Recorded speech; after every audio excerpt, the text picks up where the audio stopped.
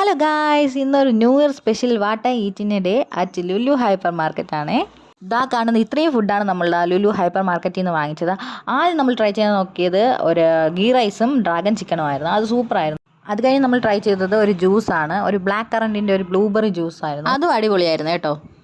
അത് കഴിഞ്ഞ് ട്രൈ ചെയ്തത് ഒരു പുഡിങ്ങാണ്, ഒരു ടെൻഡർ കോക്കനട്ടിൻ്റെ ഒരു പുഡിങ്. ഞാൻ പിന്നെ ഫസ്റ്റ് ടൈമാണ് ഈ കുനാഫ ട്രൈ ചെയ്തത്. ഞാൻ കുറേ കാലമായിട്ട് വിചാരിക്കണം കുനാഫ കഴിക്കണമെന്ന്, പക്ഷേ ഇതുവരെ നടന്നിട്ടില്ല. അങ്ങനെ ഫസ്റ്റ് ടൈമാണ് ഞാൻ കുനാഫ ട്രൈ ചെയ്തത്.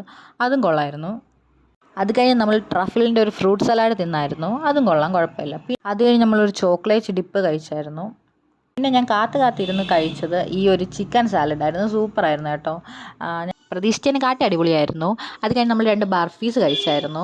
അതും കൊള്ളായിരുന്നു. അത് കഴിഞ്ഞ് ഞാൻ ഇതുവരെയും കഴിച്ചിട്ടില്ലാത്ത ഒരു ഐറ്റം ആയിരുന്നു ഈ പാവ് ബജി. അത് ഞാൻ ട്രൈ ചെയ്യണമെന്ന് വിചാരിച്ചുകൊണ്ടിരിക്കുകയായിരുന്നു. അങ്ങനെ അതും, പക്ഷേ അതിൻ്റെ ടേസ്റ്റ് എനിക്ക് വലുതായിട്ട് അങ്ങ് ഇഷ്ടപ്പെട്ടില്ല.